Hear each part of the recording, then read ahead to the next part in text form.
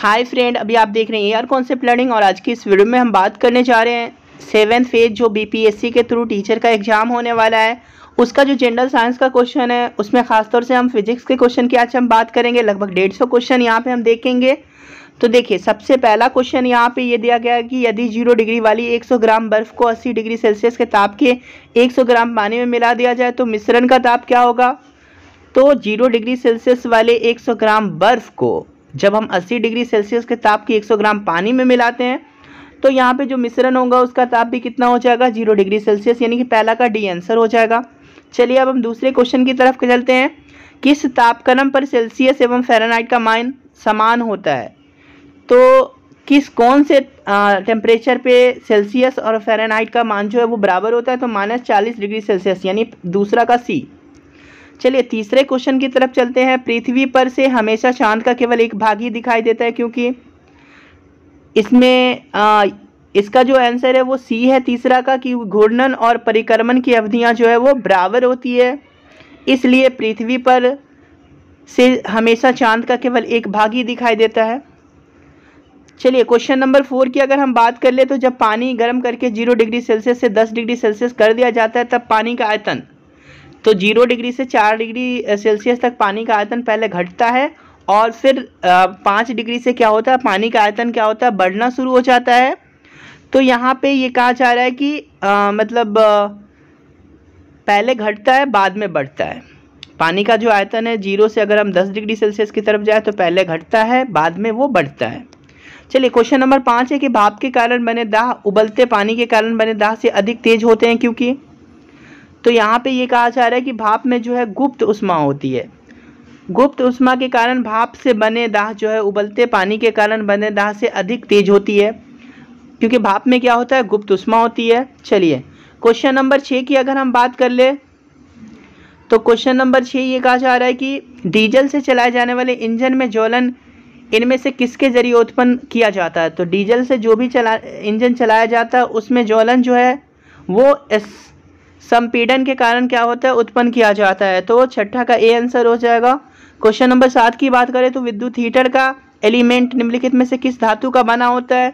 तो सबको पता है विद्युत हीटर का जो एलिमेंट होता है वो नाइक्रोम का बना हुआ होता है। चलिए पारसेक किसकी इकाई है, ये बहुत ही इंपॉर्टेंट क्वेश्चन है, 8 नंबर हमेशा पूछा जाता है। तो ये खगोलीय दूरी जो है वो मेज़र करने की यूनिट है। तो पारसेक बहुत बड़ी यूनिट है जो कि दूरी को मेज़र करती है। चलिए क्वेश्चन नंबर 9 की अगर हम बात करें तो निम्नलिखित में से किस ग्रह का सूर्य के परितः परिभ्रमण काल अधिकतम है। यहाँ पे ये क्वेश्चन नंबर 9 में कहा जा रहा है कि इसमें से कौन सा जो ग्रह है, कौन सा प्लैनेट है, उसका जो पीरियड ऑफ रिवोल्यूशन है वो सबसे ज़्यादा है। तो इसमें यहाँ पे ये 4 में मंगल, मार्स। 9 का डी आंसर सही है। 10 की अगर हम बात करें तो एक बर्फ़ का टुकड़ा एक पानी के गिलास में तैर रहा होता है, इस बर्फ़ के टुकड़े के पिघलने पे पानी का तल कैसा प्रभावित होगा। तो कह रहा है कि जब अगर बर्फ़ का टुकड़ा पानी में तैर रहा है, जब बर्फ़ का टुकड़ा पिघल जाता है तो क्या पानी का जो लेवल है वो बढ़ेगा या घटेगा, क्या होगा, बराबर रहेगा, ये पूछा जा रहा है क्वेश्चन नंबर 10 में। तो इसमें ये कहा जा रहा है कि अगर बर्फ़ का टुकड़ा पिघलेगा तो पानी का तल वैसा ही बना रहेगा जैसा वो पहले से था, जितना था, यानी पानी का लेवल नहीं बढ़ेगा। चलिए अब हम क्वेश्चन नंबर 11 की बात कर लेते हैं। क्वेश्चन नंबर 11 यहाँ पे दिया गया है कि पानी का अधिकतम घनत्व किस ताप पर होता है। तो ये सबको पता होना चाहिए कि पानी का जो अधिकतम घनत्व है वो 4 डिग्री सेल्सियस पर सबसे ज़्यादा होता है। अधिकतम घनत्व डेंसिटी पानी की सबसे ज़्यादा हो जाती है 4 डिग्री पे, तो 11 का डी हो जाएगा। 12 नंबर क्वेश्चन है कि एक लड़की एक बड़े समतल दर्पण से 5 मीटर दूर खड़ी है, वह दर्पण की ओर कितना चले कि वह अपने प्रतिबिंब से 2 मीटर दूर हो जाएगी। मतलब कि ये दर्पण से 5 मीटर दूर खड़ी हुई है तो वो कितना दूर चलेगी।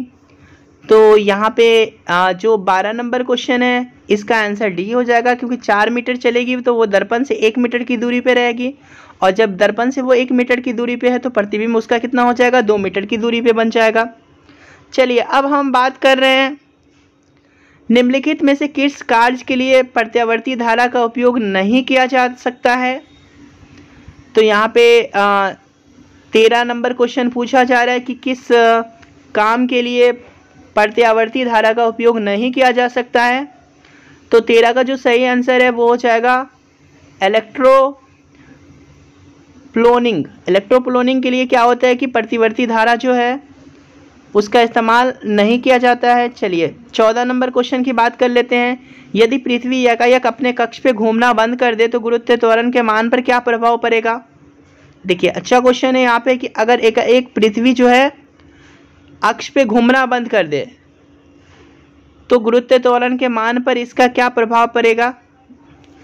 तो इसका मान जो है भूमध्य रेखा पर क्या होगा, इसका 14 का डी हो जाएगा, बढ़ जाएगा। इसका मान भूमध्य रेखा पर क्या होगा, बढ़ जाएगा। चलिए 15 नंबर क्वेश्चन पूछा जा रहा है कि +2 डायोप्टर पावर का लेंस -1 डायोप्टर पावर के लेंस के संपर्क में रखा जाता है। यह लेंस युग्म निम्नलिखित में से किसकी भांति व्यवहार करेगा।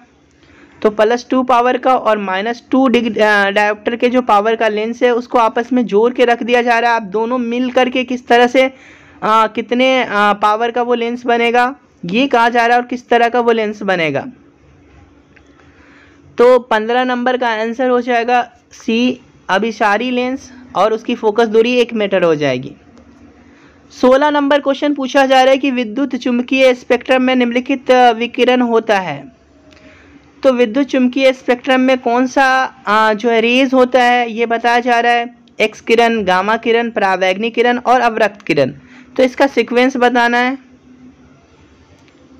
बढ़ती हुई आवृत्ति के क्रम में जो है इनको चुनना है कि किसकी आवृत्ति सबसे कम होती है, किसकी ज़्यादा होती है और किसकी सबसे ज़्यादा होती है। तो 16 नंबर का आंसर जो है वो हो जाएगा सी, मतलब अवरक्त किरण की जो आवृत्ति होती है वो सबसे कम होती है, परावैंगनी की उससे ज़्यादा होती है, एक्सरे की उससे भी ज़्यादा और गामा किरण की सबसे ज़्यादा होती है।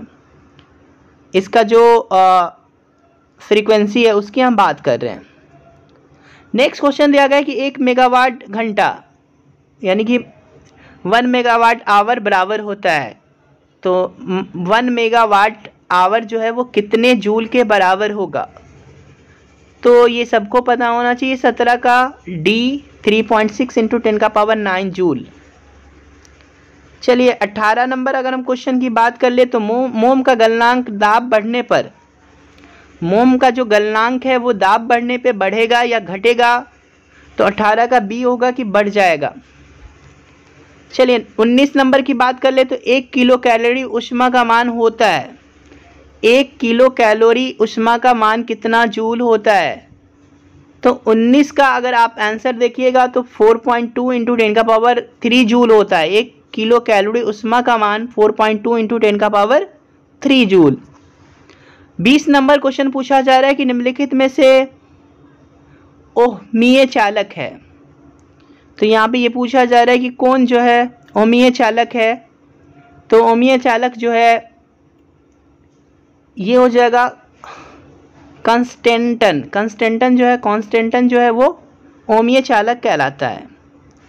चलिए 21 नंबर क्वेश्चन दिया गया है कि ताप की प्रत्येक डिग्री सेल्सियस वृद्धि से वायु में ध्वनि का वेग बढ़ता है। 21 नंबर क्वेश्चन है कि 1 डिग्री सेल्सियस जो है तापमान बढ़ता है तो वायु में ध्वनि का वेग कितना बढ़ता है। तो ये 60 सेंटीमीटर/सेकेंड बढ़ता है। अगर हम 22 नंबर क्वेश्चन की बात करें तो 22 नंबर क्वेश्चन में पूछा जा रहा है कौन सा पदार्थ विद्युत का सबसे अच्छा चालक होता है। चांदी, तांबा, सोना, अभ्रक। यहाँ पे 4 दिया गया है। विद्युत का सबसे अच्छा चालक की बात की जा रही है। तो सबसे अच्छा चालक जो है वो चांदी होता है, सिल्वर। चलिए अब हम बात कर लेते हैं क्वेश्चन नंबर 3 की। निम्नलिखित में से कौन सी तरंग ध्रुवित यानी कि पोलराइज्ड नहीं की जा सकती है।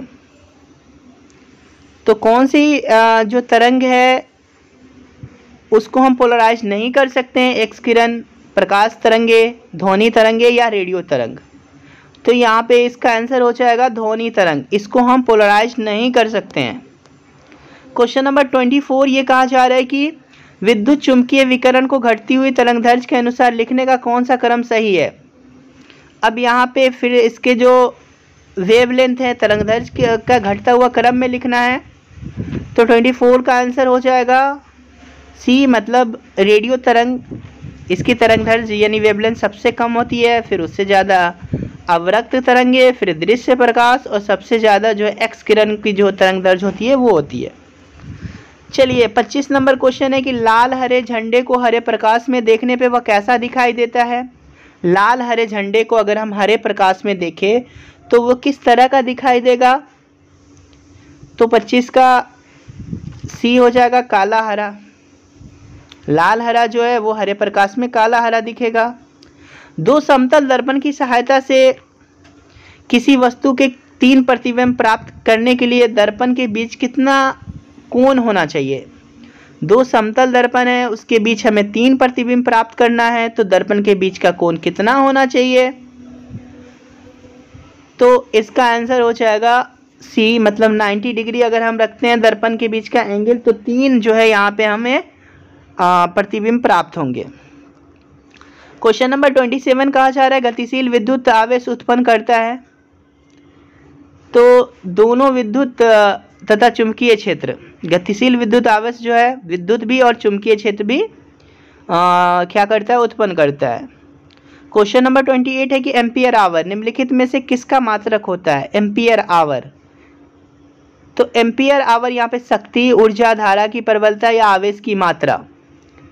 तो 28 का हो जाएगा आवेश की मात्रा जो है उसका मात्रक होता है एम्पियर आवर।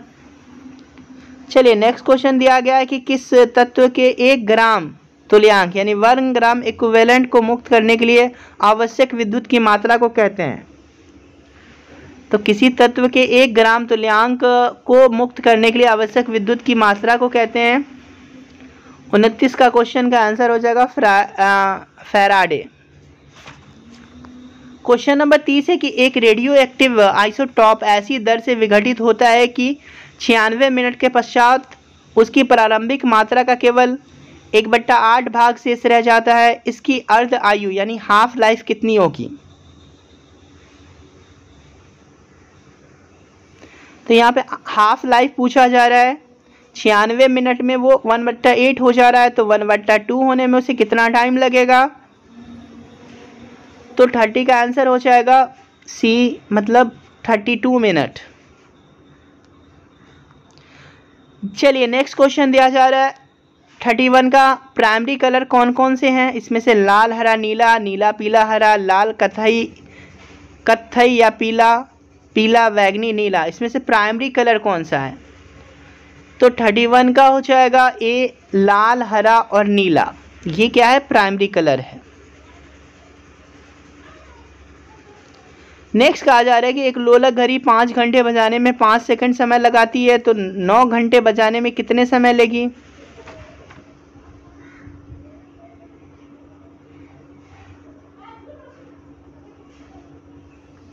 तो यहाँ पे इसका आंसर हो जाएगा 32 का सी, मतलब 10 सेकेंड।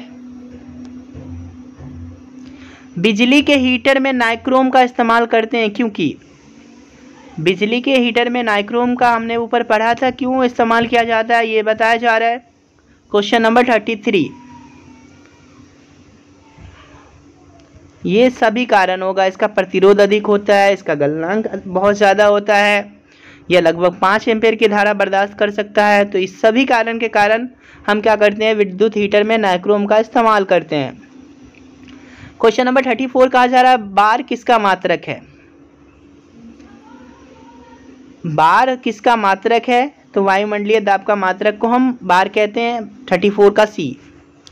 चलिए अब हम 35 नंबर क्वेश्चन की बात कर ले। तो प्रेशर कुकर में खाना जल्दी पकता है क्योंकि प्रेशर कुकर में खाना जल्दी क्यों पकता है, तो इससे पानी का क्वथनांक बढ़ जाता है। प्रेशर कुकर में खाना जल्दी इसलिए पकता है क्योंकि इससे पानी का क्वथनांक बढ़ जाता है। ठीक है, क्वेश्चन नंबर 36 दिया गया त्वरित चालक बनाए जाते हैं। तो त्वरित चालक किसके ज़रिए बनाए जाएंगे, तो तांबे के ज़रिए बनाए जाते हैं। 37 नंबर क्वेश्चन है कि सूर्य की ऊष्मा पृथ्वी पर निम्नलिखित में से किस प्रकार के संचार माध्यम से आती है। तो ये विकिरण के कारण। 38 नंबर क्वेश्चन दिया गया है कि साधारण घड़ी में गर्मी में समय पीछे हो जाता है क्योंकि पेंडुलम की लंबाई साधारण जो घड़ी है उसमें गर्मी में समय पीछे हो जाता है, क्योंकि पेंडुलम की लंबाई आपको ये बतानी है कि बढ़ती है या घटती है या फिर किस वजह से होती है। तो पेंडुलम की लंबाई बढ़ जाती है, इसलिए समय की अवधि बढ़ती है। तो क्या होता है कि समय पीछे हो जाता है। चलिए, बिजली के बल्ब के मुकाबले फ्लूरेसेंट ट्यूब अधिक पसंद की जाती है, क्योंकि बिजली के बल्ब के मुकाबले जो है फ्लूरोसेंट ट्यूब अधिक पसंद की जाती है, क्यों? तो यहाँ पे 39 का आंसर हो जाएगा सी। ट्यूब में विद्युत ऊर्जा लगभग पूरी तरह से प्रकाश ऊर्जा में परिवर्तित हो जाता है। 40 नंबर क्वेश्चन है कि जमीन से जमीन पे मार करने वाला प्रक्षेपास्त्र जो भारत में ही तैयार किया गया है और बनाया गया है, उसका क्या नाम रखा गया है? तो 40 का आंसर हो जाएगा आपको सी, पृथ्वी। जमीन से जमीन पे मार करने वाले जो प्रक्षेपास्त्र है जो भारत में ही तैयार किया गया है और बनाया गया है, उसका नाम पृथ्वी है। 41 नंबर क्वेश्चन की बात कर ले तो निम्नलिखित में से कौन सी राशि अदिश है? इसमें से ये चुनना है कि स्केलर कौन सी है। आवेग है, त्वरण है, कार्य है, बल है। तो यहाँ पे आपको त्वरण और बल आपका क्या है, वेक्टर क्वांटिटी है। अब बच गया आवेग और कार्य। तो आपको ये बताना है कि इसमें से कौन मतलब कि भौतिक राशि है, स्केलर क्वांटिटी है। तो स्केलर क्वांटिटी जो वर्क है वो स्केलर क्वांटिटी है। 42 नंबर क्वेश्चन पूछा जा रहा है कि एक मीनार की चोटी से एक गेंद जिस समय क्षैतिज दिशा में फेंकी जाती है, उसी समय दूसरी गेंद उसी स्थान से नीचे गिरने छोड़ दी जाती है। वायु प्रतिरोध की उपेक्षा करते हुए बताइए कि निम्नलिखित में से कौन सा कथन सही है। तो यहाँ पे दो गेंद, एक गेंद को मतलब कि हॉरिजॉन्टल फेंका जाता है और एक गेंद को सीधा गिराया जाता है। तो कौन सी गेंद ज़मीन पे पहले गिरेगी या बाद में गिरेगी? तो यहाँ पे ये कहा जा रहा है कि जब पृथ्वी पे वो गेंद टकरा रही है, तो इसमें से कौन सा कथन सही है? पृथ्वी की वजह से टकराते समय दोनों के वेग समान होंगे, वायु में प्रत्येक स्थान पे उनकी ऊर्जाएं बराबर होगी, दोनों एक ही साथ ज़मीन पे गिरेगी। तो यहाँ पे 42 का सी आंसर हो जाएगा कि दोनों एक ही साथ ज़मीन पर गिरेगी। क्वेश्चन नंबर अगर हम 43 की बात करें तो एक रेलगाड़ी की खिड़की से एक पत्थर स्वतंत्र छोड़ा जाता है। पत्थर द्वारा जमीन पे पहुंचने का समय सबसे कम होगा जब रेलगाड़ी स्थिर होगी, जब रेलगाड़ी समान चाल से जा रही होगी, जब रेलगाड़ी समान त्वरण से चल रही होगी। उपरोक्त में से सभी दिशाओं में समान समय लगेगा। तो 43 का डी हो जाएगा। या तो रुकी हुई है तो भी उतना ही टाइम लगेगा, चल रही है तो भी उतना ही टाइम लगेगा, स्पीड में चल रही है तो भी उतना ही टाइम लगेगा। चलिए 44 नंबर क्वेश्चन की बात कर ले तो पृथ्वी तल से फ्लाइंग वेग यानी एस्केप वेलोसिटी का मान कितना होता है? तो ये सबको पता है 11.2 किलोमीटर पर सेकंड, 11.2 किलोमीटर पर सेकंड होता है। 44 का डी आंसर हो जाएगा। चलिए अब हम बात कर लेते हैं 45 की। किसी प्रत्यावर्ती धारा परिपथ में प्रवाहित धारा का अधिकतम मान 14.14 एम्पियर है। इस धारा का वर्ग माध्य मूल्य यानी आरएमएस वैल्यू का मान क्या होगा? तो यहाँ पे 45 का आंसर हो जाएगा 10 एम्पियर। क्वेश्चन नंबर 46 है कि निम्नलिखित में से धातुओं के नाम तथा कोष्ठक में उनके कार्यफलन के मान दिए गए हैं। बताइए कि प्रकाश विद्युत सेल के लिए इनमें से कौन सी धातु सर्वाधिक उपयुक्त है? तो प्रकाश विद्युत सेल बनाने के लिए कौन सी धातु सबसे ज़्यादा उपयुक्त है, ये बताना है 46 नंबर क्वेश्चन में। तो सबसे उपयुक्त जो है वो है कैडमियम। 1.9 इलेक्ट्रॉन वोल्ट जो है वो चाहिए। 47 नंबर है कि फोटोन की ऊर्जा E, संवेग P तथा वेग C में क्या संबंध है? तो 47 नंबर क्वेश्चन का आंसर हो जाएगा डी हो जाएगा P = E/c यानी ऊर्जा, संवेग और वेलोसिटी का जो रिलेशन है वो P = E/c। चलिए अब हम बात कर लेते हैं 48 नंबर क्वेश्चन की। 48 नंबर क्वेश्चन दिया गया है, यदि प्रकृति में मुख्य क्वांटम संख्या n ग्रेटर देन 4 है, ग्रेटर देन 4 के तत्व नहीं होते हैं तो संभव तत्वों की संख्या कितनी होगी? तो इसका आंसर 60 हो जाएगा, 48 का डी। चलिए 49 की बात कर ले रहे हैं, निम्नलिखित में से कौन सा बम केवल जीवधारियों को प्रभावित करता है, भवनों आदियों को नहीं करता है? तो न्यूट्रॉन बम, जो कि सिर्फ जो है जीवधारियों को प्रभावित करता है, भवन वगैरह घर वगैरह को कोई वो प्रभावित नहीं करता है। 50 नंबर क्वेश्चन है कि ब्रीडर रिएक्टर में ईंधन के रूप में प्रयुक्त किया जाता है, ब्रीडर रिएक्टर में ईंधन के रूप में किसका इस्तेमाल किया जाता है? तो 50 नंबर क्वेश्चन का आंसर ए है थोरियम। ब्रीडर रिएक्टर में ईंधन के रूप में प्रयुक्त किया जाता है थोरियम का। चलिए 51 नंबर की बात करें, अगर हम एक कमरे में चालू फ्रीज रख दें तो कमरे का तापमान, अगर एक कमरे में हम चालू फ्रीज को रख दें तो कमरे का तापमान बढ़ेगा घटेगा, पहले जितना था उतना ही रहेगा या काफ़ी कम हो जाएगा? तो काफ़ी इंटरेस्टिंग क्वेश्चन है। तो कमरे का तापमान बढ़ जाएगा, अगर हम फ्रीज को चालू करके रख दें तो घटने के बजाय कमरे का तापमान बढ़ जाएगा, ये आंसर होगा। 52 नंबर की बात करें तो चंद्रमा पर गुरुत्वीय त्वरण पृथ्वी के गुरुत्वीय त्वरण के कितने गुना हो जाता है? तो यहाँ पे सबको पता है कि चंद्रमा पर जो गुरुत्वीय त्वरण है वो पृथ्वी के मुकाबले 1/6 गुना हो जाता है। 53 नंबर क्वेश्चन, इंद्रधनुष के बारे में कौन सा कथन गलत है? इंद्रधनुष वर्षा में ही दिखाई देता है, कभी कभी 2 इंद्रधनुष एक साथ दिखाई देता है, या सदैव सूर्य की विपरीत दिशा में दिखाई देता है, या उपरोक्त में से कोई नहीं? तो 53 नंबर का आंसर होगा कि तीनों कथन जो है वो सही है, मतलब इसमें से कोई भी कथन ऐसा नहीं है जो गलत है। इंद्रधनुष बारिश के टाइम दिखाई देता है, कभी कभी 2 दिखाई देता है, प्राइमरी और सेकेंडरी, कभी कभी ये हमेशा सूर्य के अपोजिट डायरेक्शन में दिखाई देता है।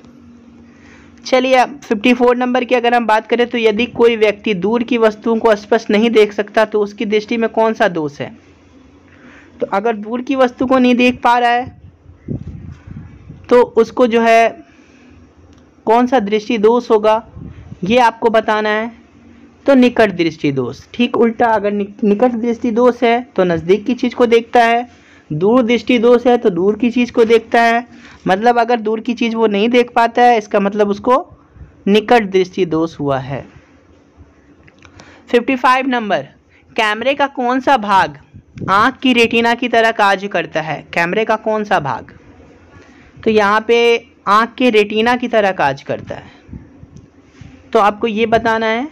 55 का डी, कैमरे का जो फिल्म होता है वो रेटिना की तरह कार्य करता है, वहीं पे क्या होता है आपको इमेज बनता है। चलिए अब हम बात कर लेते हैं 56 नंबर क्वेश्चन की। 56 नंबर क्वेश्चन दिया गया है, आइंस्टीन की वैज्ञानिक उपलब्धि है। आइंस्टीन की वैज्ञानिक उपलब्धि क्या क्या है? तो सी आंसर सही है। सापेक्षिकता के सिद्धांत यानी थ्योरी ऑफ रिलेटिविटी का प्रतिपादन किया, प्रकाश विद्युत प्रभाव की बात की उन्होंने, क्वांटम सिद्धांत की व्याख्या की। तो फोटो इलेक्ट्रिक इफेक्ट भी उन्होंने दिया, क्वांटम थ्योरी भी उन्होंने दी, रिलेटिविटी की थ्योरी भी दी। तो तीसरा आंसर सी जो है 56 का वो सही है। 57 की अगर हम बात कर ले तो कंप्यूटर में प्रयुक्त आईसी चिप सामान्यतः किसकी बनी होती है? तो आपने सुना भी होगा कि आईसी चिप जो है वो सिलिकॉन की बनी होती है कंप्यूटर के अंदर। 58 नंबर है, पृथ्वी के सबसे निकट का ग्रह कौन सा है? तो ये तो काफ़ी आसान सवाल है, पृथ्वी के सबसे निकट कौन सा ग्रह है? तो पृथ्वी के सबसे निकट का जो ग्रह है वो है वेनस, शुक्र। डेसिबल किसका मात्रक है? तो ये ध्वनि की तीव्रता का, प्रकाश की तीव्रता का, ध्वनि की आवृत्ति का, या ध्वनि की तरंग दैर्घ्य का? तो ध्वनि की तीव्रता का। डेसिबल जो है वो ध्वनि की इंटेंसिटी को, साउंड की इंटेंसिटी को मेजर करता है। क्वेश्चन नंबर 60 है, सिल्वा क्या है? तो 60 नंबर का आंसर हो जाएगा सी, फ्रांस द्वारा प्रायोजित यूरेनियम संवर्धन की परमाणु लेसर विधि को हम सिल्वा कहते हैं। 61, एक विद्युत मोटर की आर्मेचर कुंडली का प्रतिरोध 4 ओम है, उस पर 200 वोल्ट का विभवांतर आरोपित किया जाता है। यदि पूरी रफ्तार से चलती हुई मोटर की आर्मेचर कुंडली में 1 एम्पीयर धारा प्रवाहित होती है तो मोटर का जो यहाँ पे बैक ईएमएफ है वो कितना होगा। इलेक्ट्रोमोटिव फोर्स की बात की जा रही है कि कितना होगा। 61 का आंसर, ये टफ क्वेश्चन है, सी आंसर है 196 वोल्ट। इसको बनाना होगा आपको, न्यूमेरिकल है। लक्ष्य क्या है, यहाँ पे ये कहा जा रहा है कि लक्ष्य क्या है, तो यहाँ पे लक्ष्य जो है पूर्णतः स्वदेशी चालक रहित विमान है। 63 नंबर की अगर हम बात कर ले तो 63 कहा जा रहा है कि एक एक्स किरण नलिका पर कितने किलोवाट विभव लगाए कि उत्सर्जित एक्स किरण का न्यूनतम तरंगदैर्घ्य या एंगस्ट्रॉम मात्रक हो। 12.4 किलोवोल्ट की बात की जा रही है। देखिए क्वेश्चन नंबर अगर हम बात कर ले 64 की, तो जब कोई ऊर्जित गामा किरण फोटोन किसी भारी पदार्थ पे गिरता है तो युग्म उत्पादन यानी पेयर प्रोडक्शन की घटना होती है, जिसमें इलेक्ट्रॉन पॉजिट्रॉन युग्म पैदा होता है। यदि गामा किरण फोटोन की ऊर्जा 1.02 मेगावाट है से अधिक हो तो निम्नलिखित में से कौन सी घटना नहीं होती है। तो 64 का आंसर हो जाएगा डी, इलेक्ट्रॉन का वेग पॉजिट्रॉन के सापेक्ष कुछ अधिक होता है। चलिए क्वेश्चन नंबर 65 की बात कर ले तो अंतर्राष्ट्रीय परमाणु ऊर्जा एजेंसी IAEA का मुख्यालय कहाँ पर है। 65 नंबर क्वेश्चन,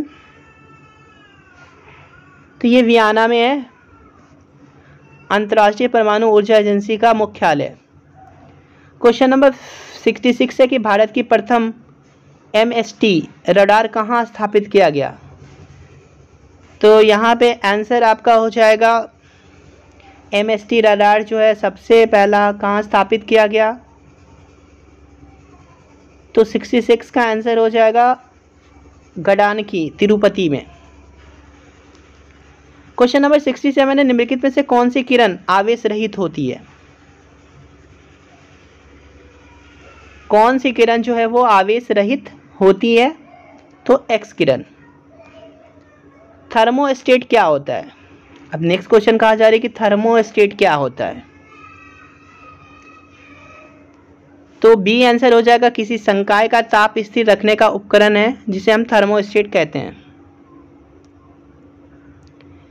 एनीमोमीटर से मापा जाता है, क्या मापा जाता है। एनीमोमीटर से क्या मापा जाता है। 69 नंबर क्वेश्चन है। तो वायु की चाल को मेजर की जाती है, स्पीड ऑफ विंड, वायु की चाल। हुक का सिद्धांत निम्नलिखित में से किससे संबंधित है। तो यहाँ पे हुक्स लॉ आपने देखा होगा। 70 का आंसर हो जाएगा बी, प्रत्यास्थता से रिलेटेड है, इलास्टिसिटी से रिलेटेड है, स्ट्रेस स्ट्रेन के बारे में बात की गई इसमें। चलिए 71 नंबर क्वेश्चन की बात कर ले तो निम्नलिखित में से कौन सा जोड़ा सुमेलित नहीं है। कौन सा जोड़ा जो है वो सही नहीं है। डेनियल सेल 1.1 वोल्ट का होता है, लेक्लांसी सेल 1.5 वोल्ट का होता है, सुक्स सेल जो होता है 1.5 वोल्ट का होता है, सीसा संचालक सेल जो होता है वो 3.2 वोल्ट का होता है। तो इसमें से कौन सा गलत है ये बताना है आपको। तो डी आंसर गलत है, सीसा संचालक सेल जो है 3.2 वोल्ट का नहीं होता है, बाकी सब डेनियल सेल सही है, लेक्लांसी सेल भी सही है, शुष्क सेल भी सही है। चलिए 72 नंबर की बात कर लें हम। तो कोई तत्व ऐसे परमाणुओं से बना होता है जिसके लिए सामान्य होती है। कोई तत्व ऐसे परमाणुओं से बना होता है जिनके लिए समान होती है। 72 नंबर क्वेश्चन कहा जा रहा है, इसका डी आंसर हो जाएगा प्रोटॉन की संख्या। न्यूटन सेकेंड निम्नलिखित में से किसका मात्रक है। न्यूटन सेकेंड, न्यूटन तो फोर्स का है, न्यूटन सेकेंड किसका मात्रक है ये बताना है आपको।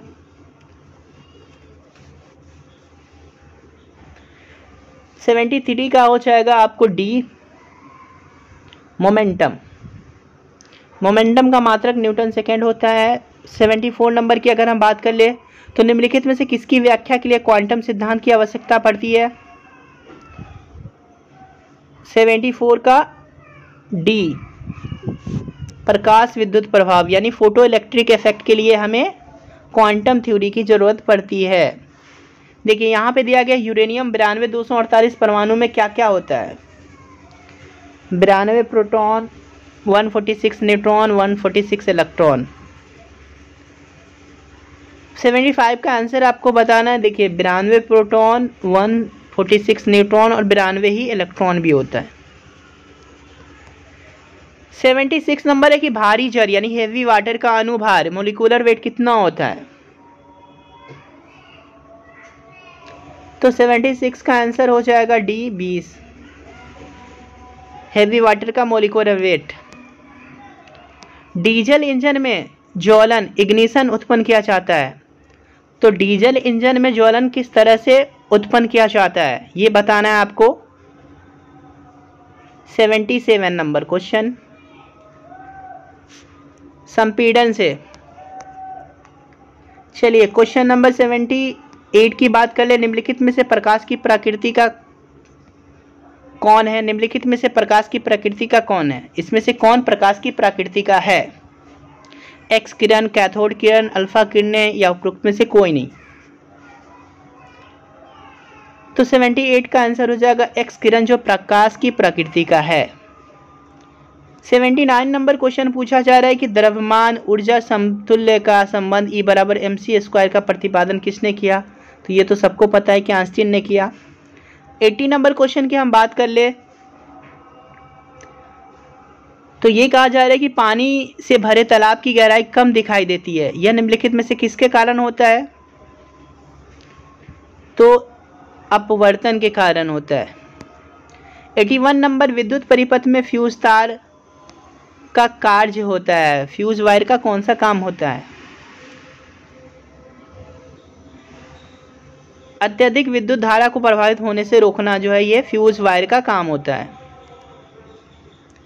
82 नंबर क्वेश्चन पूछा जा रहा है कि 80 किलोग्राम वजन का एक व्यक्ति लिफ्ट में जा रहा है, यदि यकायक लिफ्ट का केबल टूट जाए तो गिरते हुए व्यक्ति का भार कितना होगा? अब ये कहा जा रहा है कि 80 किलोग्राम का जा रहा है, अचानक जो है लिफ्ट टूट जाता है तो उसका वेट बढ़ेगा या घटेगा?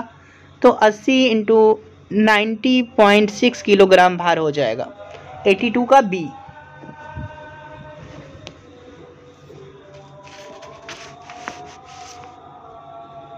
सॉरी 82 का शून्य हो जाएगा। 82 जो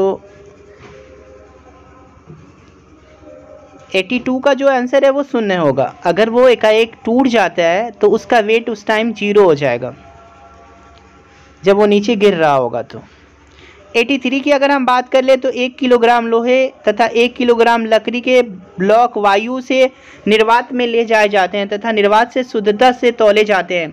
उनके भार के संबंध में कौन सा कथन सत्य है? 83 नंबर का आंसर जो है वो सी हो जाएगा। प्रत्येक का भार 1 किलोग्राम से अधिक होगा, लेकिन लकड़ी के ब्लॉक का भार लोहे के ब्लॉक के भार से अधिक होगा। 84 नंबर क्वेश्चन की अगर हम बात कर ले तो आइंस्टीन को किस कार्य के लिए नोबेल पुरस्कार प्रदान किया गया था? नोबेल जो प्राइज है वो किस लिए दिया गया था आइंस्टाइन को? तो यहाँ पे क्वेश्चन आंसर 84 का सी हो जाएगा। जो प्रकाश विद्युत प्रभाव यानी कि फोटो इलेक्ट्रिक इफेक्ट के लिए क्वांटम सिद्धांत की व्याख्या करने के लिए उनको नोबेल प्राइज दिया गया था। 85 नंबर क्वेश्चन है कि स्वस्थ मनुष्य के शरीर का तापमान होता है, स्वस्थ मनुष्य जो है उसके शरीर का तापमान कितना होगा? तो 37 डिग्री सेल्सियस। एसी को नापने वाले वोल्ट मीटर ने 230 वोल्ट का वोल्टेज रिकॉर्ड किया, वोल्टेज का औसत मान क्या होगा?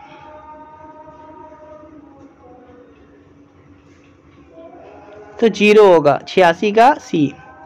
भारत का दूरी संवेदी उपग्रह यानी IRS-IB कहां से विमोचित किया गया था? तो 87 नंबर का आंसर आपको बताना है। बीकानेर से IRS-IB को जो है विमोचित किया गया था। क्वेश्चन नंबर 88 कहा जा रहा है बल्ब का फिलामेंट किस धातु का बना होता है? तो बल्ब का फिलामेंट जो होता है वो टंगस्टन का बना होता है। 89 क्वेश्चन की बात करें, 89 नंबर, सर्वप्रथम किसने रेडियो एक्टिव को उत्पन्न किया? तो सबसे पहले रेडियो एक्टिव को उत्पन्न करने वाले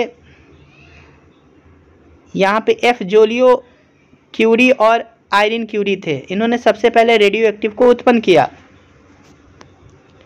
90 नंबर क्वेश्चन की बात कर ले तो अंतरिक्ष यान मैगेलन भेजा गया था, कहाँ पे भेजा गया था? 90 का आंसर हो जाएगा डी, शुक्र पर। मैगेलन जो है वो शुक्र पर भेजा गया था। क्वेश्चन नंबर 91 की अगर हम बात कर ले तो किसी कण के यहाँ पे दिया गया N714 के नाभिक के संगठन के परिणाम स्वरूप कार्बन CH14 तथा हाइड्रोजन 1 उत्पन्न होता है। संगठन करने वाले कण होते हैं। तो 91 का हो जाएगा सी, न्यूट्रॉन। 100 वाट और 220 वोल्ट विनिर्देशों वाले बिजली के लैंपों के तंतु का प्रतिरोध कितना होगा? तो 92 का हो जाएगा सी, 484 ओम। यदि किसी लेंस का आधा भाग काले कागज से ढक दिया जाए तो उनके द्वारा उत्पन्न प्रतिबिंब क्या होगा? तो उसकी चमक जो है वो इंटेंसिटी कम हो जाएगी, बाकी उसके प्रतिबिंब के आकार पे कोई फर्क नहीं पड़ेगा। नेक्स्ट 94 नंबर क्वेश्चन है कि समान वेग से जाने वाले विद्युत आवेग, समान वेग से जाने वाले विद्युत आवेश जो है इसके बारे में बताना है आपको। सी आंसर होगा, चुंबकीय तथा विद्युत क्षेत्र दोनों क्षेत्र को उत्पन्न करता है। 95 नंबर क्वेश्चन है कि एक कृत्रिम उपग्रह विषुवत रेखा पर एक निश्चित स्थिति के ठीक ऊपर देखा जाता है, यह उपग्रह है।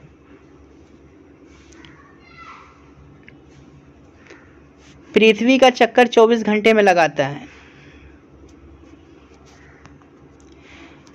यदि 18 डिग्री सेल्सियस तापक्रम पर वायु की क्षमता और परम आर्द्रता क्रमशः 4 ग्राम और 3 ग्राम प्रति घन सेंटीमीटर है तो अपेक्षित आर्द्रता कितनी होगी? 96 का बी, 75%। 97 नंबर क्वेश्चन है कि आकाश में सबसे चमकदार तारा कौन सा है? ये है सीरियस। आकाश में सबसे चमकदार तारा जो है वो उसका आंसर डी होगा, सीरियस। 98 नंबर क्वेश्चन की अगर हम बात कर ले तो पृथ्वी के भ्रमण की गति कितनी है? तो 28 किलोमीटर पर मिनट। निम्नलिखित में से कौन सी थोड़ी दूरी की निम्न स्तर दुर्ग गति की पृथ्वी से हवा में मार करने वाली मिसाइल भारत में निर्मित हुई है? तो इसमें से बताना है कि कौन सी मिसाइल जो भारत में निर्मित हुई है जो कम दूरी पर मार करती है। तो इसका आंसर हो जाएगा त्रिशूल। 100 नंबर जो है क्वेश्चन है वो है भारत के ने निम्नलिखित 4 बहुउद्देशीय उपग्रह प्रक्षेपित किए हैं। तो कौन कौन सा उपग्रह जो है भारत ने जो है प्रक्षेपित किया है ये बताना है। 100 का आंसर हो जाएगा डी, मतलब कि इनसेट 1A और इनसेट 1C। चलिए अब हम बात कर लेते हैं 101 नंबर क्वेश्चन का। यहाँ पे ये कहा जा रहा है कि सूर्य के चारों ओर पृथ्वी की परिक्रमण की चाल वर्ष भर एक समान रहती है, अधिकतम होती है जब पृथ्वी सूर्य के निकटतम होता है। क्या होती है ये बताना आपको। 101 का आंसर हो जाएगा बी, अधिकतम होती है जब पृथ्वी सूर्य के निकटतम में होता है, जब दूर जाता है तो उसकी स्पीड कम हो जाती है। केपलर थ्योरी से आप पढ़ सकते हैं, केपलर लॉ से, एरिया रूल जो है दूसरा। 102 हबल क्या है? क्वेश्चन नंबर 102 पूछा जा रहा है, हबल क्या है? दूरदर्शी है। निम्नलिखित में से कौन सा टैंक विध्वंसक प्रक्षेपास्त्र यानी कि एंटी टैंक मिसाइल है?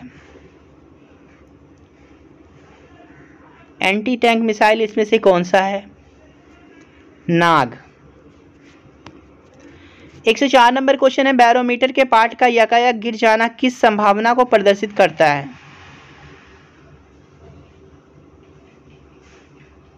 बैरोमीटर के पार्ट का यकायक गिर जाना ये किसको दर्शाता है? आंधी आएगी इसको दिखाता है। भारतीय उपग्रह इनसेट 1D का विमोचन कहाँ से किया गया? भारतीय उपग्रह इनसेट 1D का विमोचन जो है USA, फ्रांस, USSR इसमें से कहीं से नहीं किया गया था, इंडिया से किया गया था। क्वेश्चन नंबर 106, किस ग्रह को सूर्य का एक चक्कर लगाने में सबसे अधिक समय लगता है? तो प्लूटो जो है वो सबसे दूर है और सबसे ज़्यादा समय जो है इसको पृथ्वी का चक्कर लगाने में लगता है। निम्नलिखित में से उपग्रह कौन है? तो चंद्रमा जो है वो उपग्रह है। 108 की बात कर ले, सूर्य की असीमित ऊर्जा का स्रोत है। सूर्य की असीमित ऊर्जा का स्रोत नाभिकीय संलयन, न्यूक्लियर फ्यूजन। वर्षा की बूंदें निम्नलिखित में से किसके कारण गोल हो जाती है? तो सबको पता है, पृष्ठ तनाव, सरफेस टेंशन के कारण। 110 नंबर है, आदर्श गैस की आंतरिक ऊर्जा निर्भर करती है। आइडियल गैस जो है उसकी आंतरिक ऊर्जा जो है इंटरनल एनर्जी किस पे डिपेंड करेगी? तो ये बताया जा रहा है ताप पर, टेम्परेचर पर। किसी गैस में ध्वनि तरंगे सदैव होती है,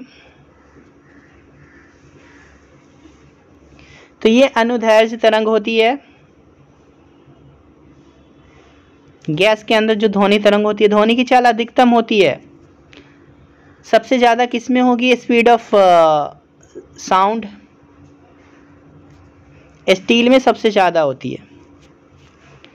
चलिए 113 नंबर क्वेश्चन की हम बात कर ले, तो निम्नलिखित में से कौन सी घटना ध्वनि तरंगों द्वारा प्रदर्शित की जाती है?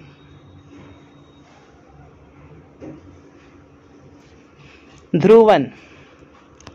114 की बात कर ले, यदि कोई रेडियो एक्टिव तत्व अपने मध्य जीवन काल मीन लाइफ पीरियड के बराबर समय अंतराल तक विघटित होता है तो मूल मात्रा का कितना अंश शेष रह जाएगा?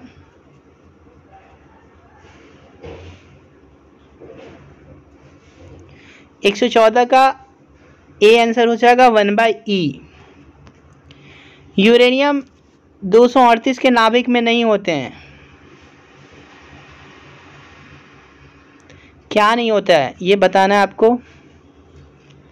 तो 92 इलेक्ट्रॉन जो है वो नहीं होते हैं।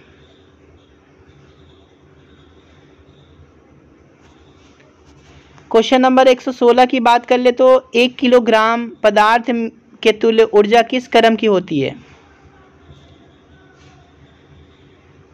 1 किलोग्राम पदार्थ के तुल्य ऊर्जा किस क्रम की होती है? 116 नंबर का सी हो जाएगा 10⁻17 जूल। बल के आवेग बराबर होते हैं संवेग परिवर्तन के व्युत्क्रम के। भारत की स्वदेशी निर्मित पनडुब्बी का नाम क्या है? संकुल। भारत के स्वदेशी निर्मित पनडुब्बी का नाम संकुल है। पहली बार देश में ही बनाया गया भारतीय सुपर कंप्यूटर का इनमें से कौन सा नाम है? सुपर कंप्यूटर का इनमें से कौन सा नाम है जो भारत में बनाया गया है? तो इसका नाम है परम। 120 नंबर क्वेश्चन की अगर हम बात कर लें, तो यहाँ पे दिया गया है कि सबसे अधिक तेज कक्षीय गति वाला ग्रह बृहस्पति है। सबसे अधिक तेज कक्षीय गति वाला ग्रह जो है वो बृहस्पति है।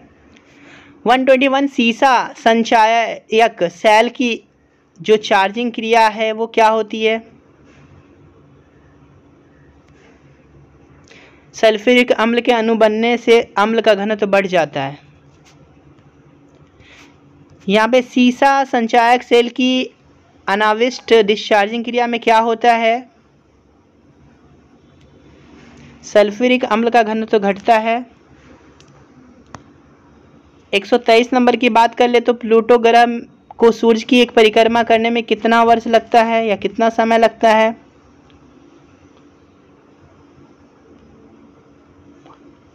तो इसका बी होगा 248 साल लगता है। नाभिक की खोज किसने की थी?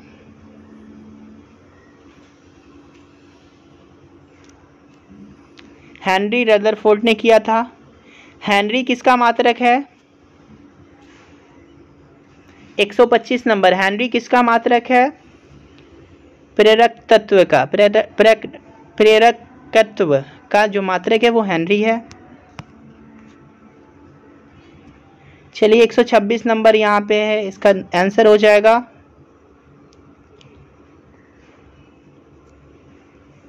बनाने वाला क्वेश्चन है। 127 का है, जिस न्यूनतम संभव तापमान से नीचे किसी द्रव्य की शीतलन नहीं किया जा सकता वह है -273.16 डिग्री सेल्सियस। निम्नलिखित रंगों के तरंग दैर्ध्यों को बढ़ते हुए क्रम में आपको सजाना है।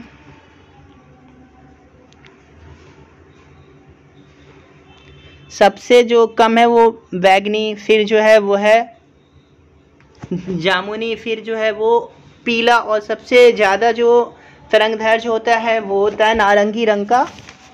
चलिए अब हम बात कर लेते हैं 129 नंबर क्वेश्चन की।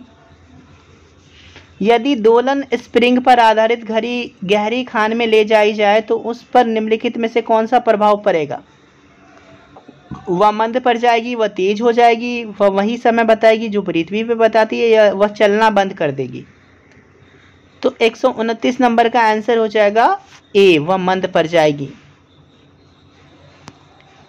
130 नंबर की बात करें तो सीधी सड़क पर चली हुई किसी कार की चाल 10 सेकंड में 20 किलो प्रति घंटा से 50 किलो प्रति घंटा हो जाती है, तो उस कार का त्वरण क्या होगा? तो यहाँ पे आपको एक्सीलरेशन निकालना है, ये भी बनाने वाला क्वेश्चन है। डी आंसर होगा 130 का। 131 की अगर हम बात कर ले, 236 किलोग्राम का एक गुब्बारा पृथ्वी के धरातल के पास विरामावस्था में है। हवा के प्रतिरोध को नकारते हुए यदि रेत का भार 40 किलोग्राम का एक थैला छोड़ा जाए तो गुब्बारा, यदि रेत का भरा 40 किलोग्राम का एक थैला छोड़ा जाए तो गुब्बारा क्या होगा?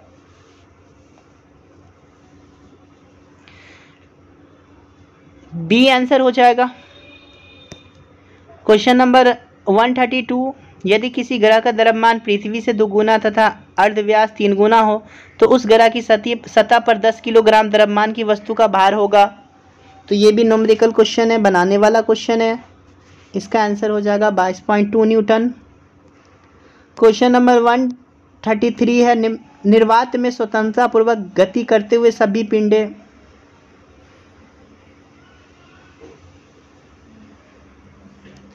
एक समान त्वरण होता है, उसके अंदर गुरुत्व त्वरण का मान पृथ्वी पर स्थान के अक्षांश पर निर्भर करता है। 135 नंबर क्वेश्चन की बात करें तो सूर्य के चारों ओर चक्कर लगाने वाले ग्रहों में से जो आवश्यक अभिकेंद्रीय बल की आपूर्ति करता है वह कौन सा है?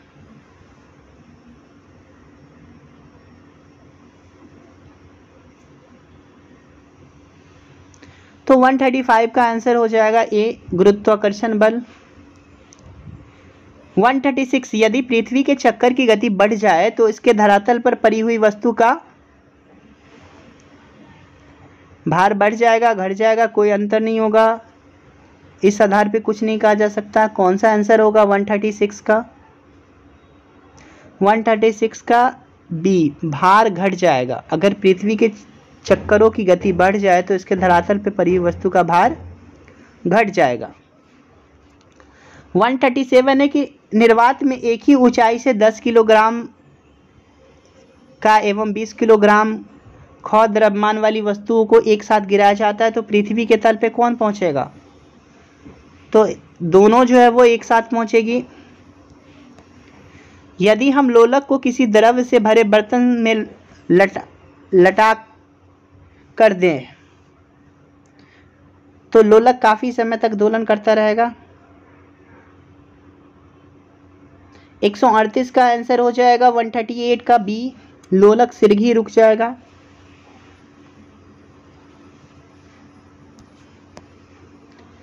थर्टी 39 नंबर क्वेश्चन है कि ध्वनि तरंगे किसी एक स्थान से अन्य स्थान तक किसी राशि x का स्थानांतरण करती है। राशि x है। 139 का हो जाएगा डी, ऊर्जा का स्थानांतरण करती है। 140 की बात करें तो यदि किसी गतिशील वस्तु की चाल को दोगुनी कर दी जाए तो, अगर किसी गतिशील वस्तु की चाल को दोगुनी कर दी जाए तो इसका आंसर हो जाएगा उसका जो उसकी गतिज ऊर्जा है वो 4 गुनी हो जाएगी। 141 की बात करें तो 30 किलोग्राम के लोहे के गोले तथा 10.5 किलोग्राम के एल्युमिनियम के गोले का व्यास बराबर है। दोनों गोलों को किसी चट्टान से एक साथ गिराया जाए, जब वे गोले पृथ्वी से 10 मीटर ऊपर होंगे तब उनका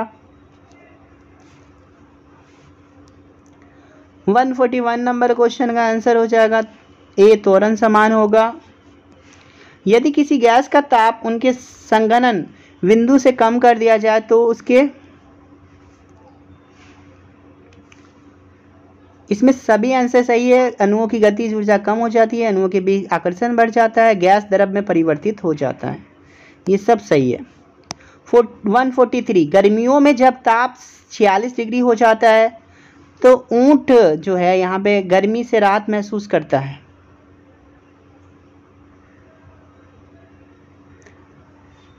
अपने शरीर के ताप को 42 डिग्री सेल्सियस तक बढ़ाकर गर्मी से राहत महसूस करता है।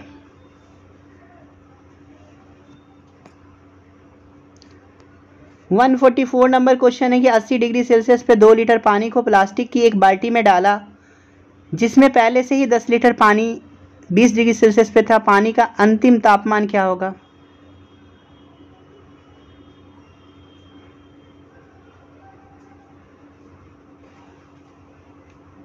एक 144 का सी आंसर होगा। 145 का पानी का त्रिगुणात्मक बिंदु ट्रिपल पॉइंट होता है।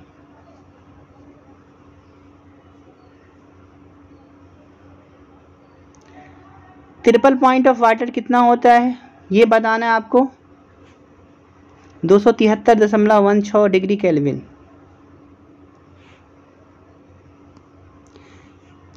यदि हम ठोस वस्तु को गर्म करें तो किस भाग में सर्वाधिक प्रतिशत वृद्धि होगी?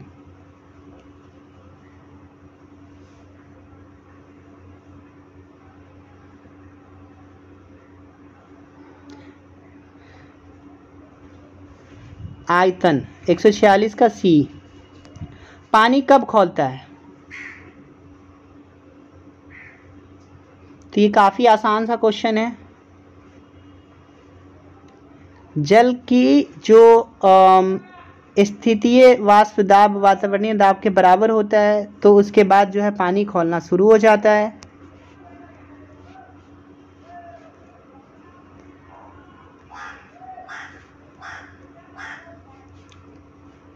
वन 148 की बात करें तो वह उपकरण जो ऊष्मीय ऊर्जा को यांत्रिक ऊर्जा में बदलता है क्या कहलाता है?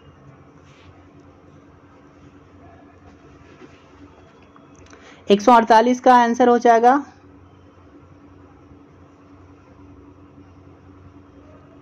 ऊष्मा इंजन।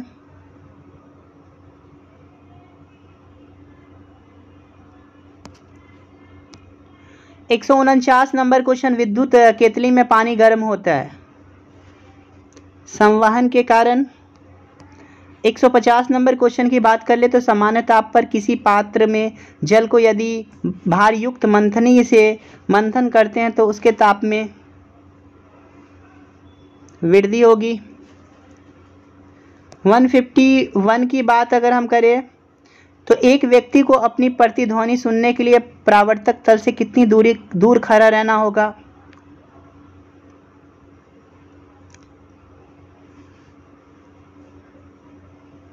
एक 151 का बी 56 फीट जो है वो दूर खड़ा होना होगा। 152 नंबर क्वेश्चन की अगर हम बात कर ले तो किसी रेडियो स्टेशन से 25 मीटर बैंड पर प्रसारण हो रहा है। प्रकाश की गति 3 × 10⁸ मीटर पर सेकेंड है। प्रसारण की आवृत्ति होगी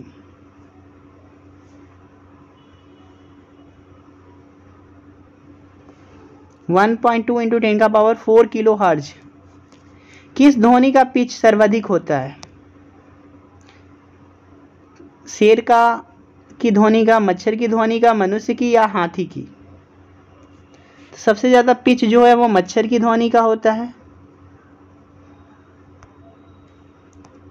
तो इस तरह से ये टोटल 153 क्वेश्चन थे जो कि खास तौर से फिजिक्स से रिलेटेड थे, भौतिकी से रिलेटेड थे। नेक्स्ट क्लास में हम इसका आंसर की यहाँ दिया गया है। नेक्स्ट क्लास में हम बात करेंगे केमिस्ट्री की, जो जनरल क्वेश्चन है उसकी हम बात करेंगे।